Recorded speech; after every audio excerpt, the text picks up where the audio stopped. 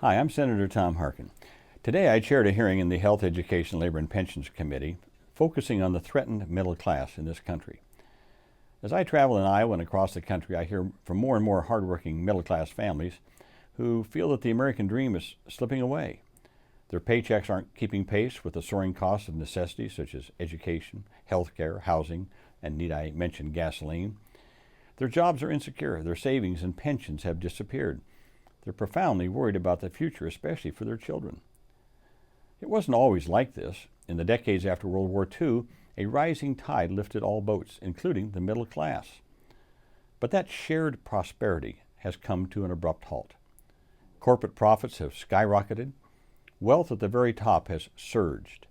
But over the last decade, the average income of working Americans actually declined. One thing is certain.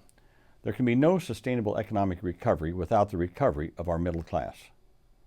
When I talk to business owners, one of the things I hear is that they aren't hiring new workers or ordering new products because they don't know whether consumers have the wherewithal to buy what they're selling.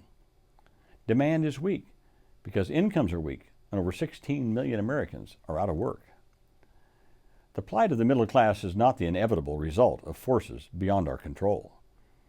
Here in the nation's capital, we have made deliberate policy choices that have hurt the middle class.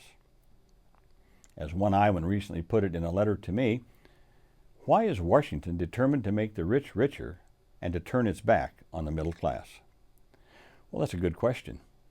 For years, many politicians have sold the notion that if corporations were just cut loose to make huge profits, and if the rich were given big tax breaks, they would magically create jobs, and prosperity would trickle down to everyone else.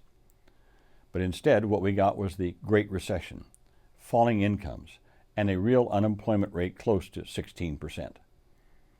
We can't keep moving down this same failed path. The middle class is the backbone of this country, and Washington needs to show some backbone in defending it. We need to make smarter policy choices to restore the fundamental promise of the American dream.